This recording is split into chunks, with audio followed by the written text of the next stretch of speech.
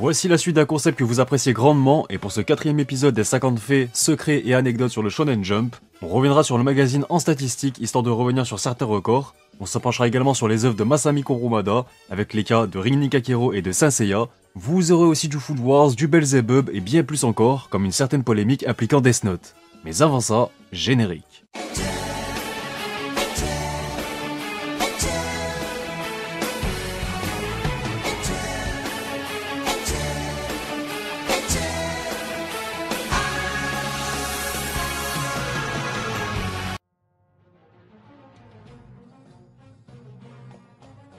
Salut à tous, c'est Otakult. Comme vous l'avez compris, on se retrouve pour la suite de la série consacrée aux 50 faits, secrets et anecdotes sur le célèbre Weekly Shonen Jump. Comme toujours, inutile de vous préciser que je me base sur aucune rumeur, tous les faits sont avérés et confirmés.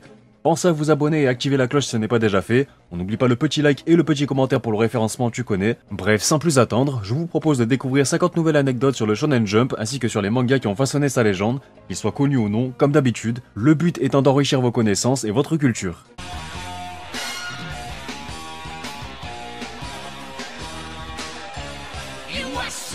Pour commencer, direction cette fois-ci le monde de l'animation et du doublage, histoire de vous présenter Maria Issei, une série très populaire au Japon.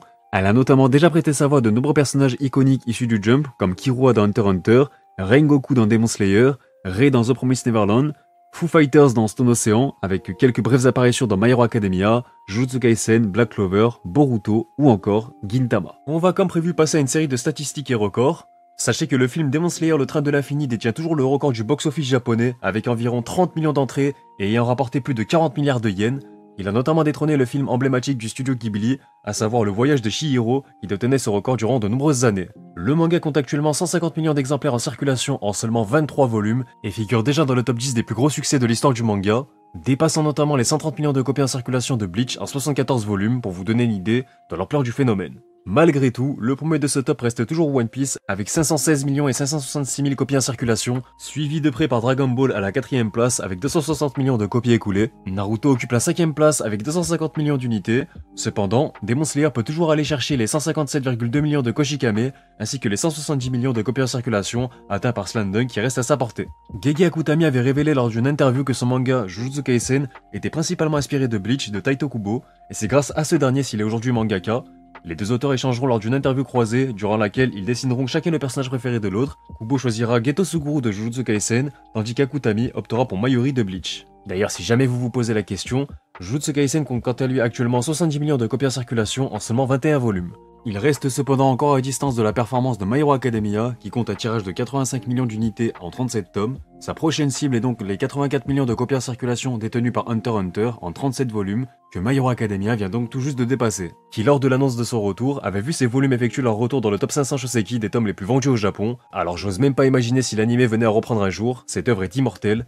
D'ailleurs, son 37e volume paru le 3 mars dernier au Japon a écoulé plus de 533 000 unités en 4 jours, l'engouement est toujours présent, et c'est même 765 326 exemplaires vendus en un mois. La nouveauté Akane Banashi a été recommandée par Eiichiro Oda, l'auteur de One Piece, qui en a donc fait la promotion pour marquer la sortie du premier volume au Japon. Cela dit, ce n'est pas toujours une garantie de survie pour une nouveauté, puisque Oda avait déjà recommandé la série Néolation dans un SBS d'un de ses tomes, ce qui n'avait pas empêché un arrêt prématuré de la série quelques semaines plus tard. Lorsqu'un classique prend fin dans le magazine, il bénéficie souvent d'une page couleur pour marquer l'événement, mais sachez que seulement 4 séries ont bénéficié d'un chapitre final entièrement en couleur. Il s'agit de Rin Nikakero, Dragon Ball, Slam Dunk et le dernier en date n'est autre que Naruto. Au passage, si l'âge d'or du Shonen Jump avait permis au magazine d'atteindre des records de tirage dépassant les 6 millions d'exemplaires durant les années 90, le manga Rin Nikakero a quant à lui bien aidé le Jump à atteindre les 3 millions d'exemplaires dans les années 80, ce qui explique également sa popularité et son chapitre final en couleur totalement mérité. Pour les curieux, il s'agit d'un manga de boxe de 25 volumes très culte par Masami Kurumada, l'auteur de Saint Seiya, comme quoi cet homme a le flair pour nous pondre des classiques. Saint Seiya deviendra lui aussi un phénomène qui aidera quant à lui le magazine à passer la barre des 5 millions de lecteurs aux côtés d'autres grands classiques comme Hokuto no Ken et Dragon Ball. L'anime de Saint Seiya, Les Chevaliers du Zodiaque en VF, est malheureusement considéré comme ayant l'un des pires doublages de l'histoire.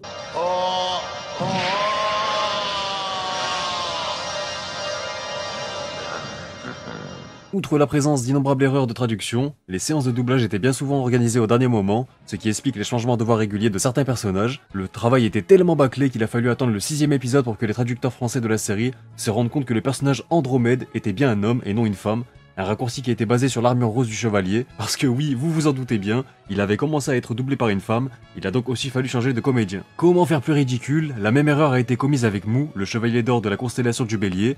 Oui, on apprenait bien de ses erreurs à l'époque, donc s'il vous plaît, ne vous plaignez plus jamais du travail remarquable effectué sur les versions françaises de nos jours, c'est vraiment le jour et la nuit comparé à l'époque. Mais malgré l'immense popularité du titre, Ring Nekakero devra attendre 2004, soit 23 ans après la fin du manga pour recevoir une adaptation animée par Toei Animation. Son auteur Masami Kurumada a d'ailleurs révélé qu'à l'époque, Ring Nekakero revenait constamment en première position dans les sondages du style les mangas dont vous souhaiteriez une adaptation en anime. Donc si vous vous demandez pourquoi une aussi longue attente, eh bien elle s'explique simplement par le fait qu'aucun sponsor ne voulait investir sur un animé. Il faut toujours penser aux produits dérivés en parallèle d'une telle adaptation, et à l'inverse, une demi-année de publication aura suffi à Saint Seiya pour recevoir une adaptation animée. Si la popularité du manga était déjà monstrueuse à ses débuts, c'est surtout Bandai qui avait démontré son intérêt pour développer des goodies aux couleurs des chevaliers du Zodiac, et pour revenir à Ring Nekakero, cette œuvre est directement inspirée d'un monument de l'époque, également centré sur la boxe, puisqu'on peut noter que Ring Nekakero avait débuté en 1977, soit 4 ans après la fin de Ashita no Joe. L'intensité et l'hommage rendu au manga de Tetsuya Shiba et Asao Takamori ne laissera pas indifférents les lecteurs japonais, qui retrouveront dans Ring Nekakero quelques codes du genre Neketsu popularisés par Ashita no Joe, comme la détermination, le surpassement de soi et le courage. Ce n'est plus vraiment le cas de nos jours depuis quelques années, mais dans son histoire, le Jump a souvent eu un gag manga occupant la dernière place du sommaire, ne prenant ainsi jamais part au sondage de popularité. C'était notamment le cas de Pyutufuku Jaguar au début des années 2000, on peut aussi penser à Isobe Isobe Monogatari pour les plus connus. Novembre 2017, l'industrie du manga est frappée par un nouveau scandale impliquant le mangaka Nobuhiro Watsuki, arrêté pour possession de DVD P-word pornographique, voilà on va censurer. La publication de la suite du manga Kenshin avait été alors interrompue dans le Jump Square, mais elle reprendra quelques mois plus tard.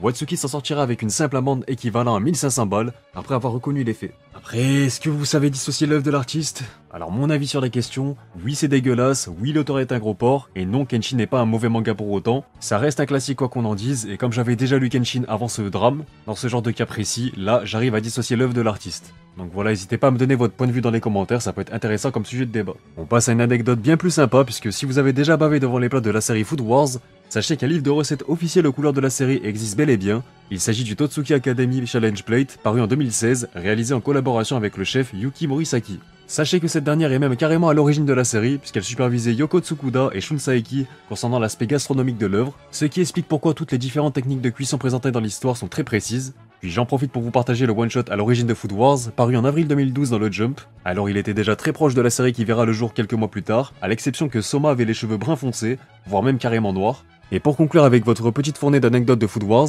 je me devais de relever la collaboration géniale entre son dessinateur Shun Saeki et One Piece. Il a dessiné plusieurs chapitres de Shokugeki no Sanji, mettant ainsi en lumière le célèbre cuistot de l'équipage du chapeau de paille, et il faut dire que ça respire la classe. Ce dernier est même sorti en volume relié le 4 août dernier au Japon.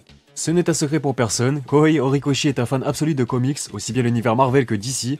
Voici donc quelques références et clins d'œil que vous avez peut-être loupés, puisqu'il reprend très souvent des illustrations iconiques de certains comics pour ses propres couvertures ou pages couleurs de My Hero Academia, et ça régale. Mais ce n'est pas tout, puisque certains costumes des personnages sont directement inspirés de l'univers des comics, comme par exemple la tenue de Momo rappelant le costume de Wanderer, une super vilain de l'univers DC Comics. Pendant qu'on y est, voici quelques illustrations de Spider-Man réalisées par Yusuke Murata, le dessinateur d'Aishil 21 ou encore One Punch Man. Oui, ça claque et on ne s'en lasse pas. Ce dernier a d'ailleurs été l'assistant et apprenti de Takeshi Obata sur Hikaru no Go de 1998 à 2002. Et en parlant d'Hikaru no Go, qui est le fruit d'une collaboration entre Takeshi Obata et la scénariste Yumi Ota, qui est née après que cette dernière ait fait une partie de Go avec son grand-père, réalisant qu'aucun manga populaire n'avait encore traité ce thème, elle décida de s'y atteler. Et d'ailleurs on peut noter qu'à la base, la série devait s'appeler Nine Stars. Kenji Sakaki était quant à lui un ancien assistant d'Akira Amano sur son manga Reborn. Il s'agit du mangaka dans l'ombre d'Enigma, un très bon survival game de 6 tomes également paru dans le Jump que je juge assez sous-coté pour le coup. Pour revenir à Kohei Horikoshi, lorsqu'il était étudiant, il avait envoyé un fanart de Smoker à Eiichiro Oda que l'on peut retrouver dans le SBS du tome 23 du manga. Puis lors de la sortie du volume 77, Oda recommandera My Hero Academia, le nouveau manga d'un de ses fans devenu un mangaka accompli à ses côtés. L'histoire est belle. Belzebub n'aurait jamais vu le jour sans Toshiaki Iwashiro, l'auteur de Psyren. À la fin du premier tome de Belzebub, Ryo Itamura déclare ceci à propos d'une conversation qu'il a eue avec Toshiaki Iwashiro.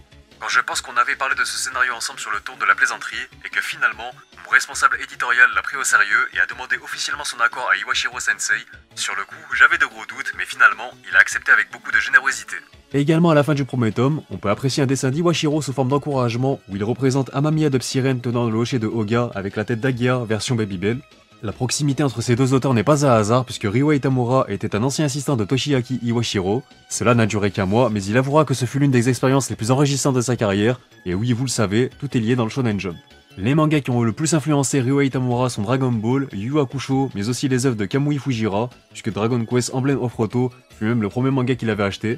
Autre fait très intéressant concernant Belzebub que vous n'avez peut-être jamais remarqué, Tamura a toujours pris le soin de dessiner Babybel à travers le regard d'Oga, ce qu'il ne fait avec aucun autre personnage. Il s'agit de son personnage préféré puisqu'il attire l'affection, mais il est aussi au cœur de l'œuvre puisque la série n'aurait jamais vu le jour sans lui. Tamura souhaitait dessiner un manga de Furio mettant en scène un délinquant. Quoi qu'il proposait comme scénario, cette idée a toujours été rejetée par son éditeur jusqu'à ce qu'il ajoute un bébé dans les pattes d'un voyou. Le contraste comique entre les deux sera validé par son éditeur et participera également grandement au succès de Belzebub. Lors de ses débuts, les auteurs de Death Note furent accusés de plagiat. En effet, l'idée du concept de cahier de la mort qui tue toutes les personnes dont le nom est inscrit dedans avait déjà été vue dans le one-shot The Miraculous Notebook de Shigeru Mizuki paru en 1973. Bon, c'est quand même l'auteur de Kitaro le repoussant, mais selon les auteurs, il s'agirait simplement d'une coïncidence. Mais il faut savoir que ce n'est pas la seule polémique essuyée par la série, puisque Death Note avait également fait poser problème dans certains pays où les enfants commençaient à créer leur propre Death Note, engendrant en quelque sorte un climat de haine. Ces derniers notaient les élèves de leur école ou les professeurs qu'ils n'aimaient pas. Le manga fut alors interdit en Chine en 2005, Albuquerque au Nouveau-Mexique en fera de même en 2010, et la Russie suivra en 2013. Puis comme si cela ne suffisait pas comme bad buzz, un meurtre a eu lieu en 2017 en Belgique et la police a retrouvé à côté du corps un papier où a été écrit « Watashi wa Kira desu », littéralement « Je suis Kira ». C'est seulement 3 ans plus tard en 2010 que les deux meurtriers ont été retrouvés et condamnés. De plus, un peu à l'image de Elle dans le manga, l'identité du scénariste Tsugumi Ohba continue toujours d'alimenter les spéculations, car personne ne sait qui se cache derrière ce nom. Certains japonais ont longtemps pensé et pensent certainement toujours qu'il s'agit d'un écrivain célèbre, d'autres que c'est le mangaka très connu Gamo Hiroshi, à qui l'on doit la célèbre comédie du Jump Totemo Lucky-Man. Vous l'avez compris, il y a un réel mystère autour de l'identité du scénariste de Death Note. Et enfin, pour conclure ce 4ème épisode, dans le chapitre pilote du manga, le concept du Death Note était encore plus poussé, puisqu'il était accompagné de la Death Eraser, que l'on peut traduire par la gomme de la mort en français. Comme vous vous en doutez, cette gomme permettait d'effacer un nom du Death Note pour autant que celui-ci était écrit dans un certain laps de temps, faisant ainsi revenir à la vie des victimes du cahier. Ce one-shot qui aura servi de base à Death Note est notamment inclus dans le tome 13 disponible chez Kana. Je vous invite maintenant à me citer dans les commentaires les mangas sur lesquels vous aimeriez avoir des anecdotes dans les prochains épisodes. Voilà, je serai à l'écoute. Sur ce, on arrive à la fin de ce 4ème épisode. En attendant les prochains, n'hésitez pas à me faire part des anecdotes qui vous ont le plus surpris dans cette sélection. Pour le référencement, tu connais. En tout cas, merci pour la force. Pensez à vous abonner si ce n'est pas déjà fait pour ne pas manquer les prochaines vidéos. Vous pouvez aussi me retrouver sur mes différents réseaux sociaux, à savoir Twitch, Twitter et Instagram principalement, sans oublier la chaîne secondaire. Quant à moi, je vous dis à bientôt pour de prochaines vidéos. Portez-vous bien et surtout, on se revient!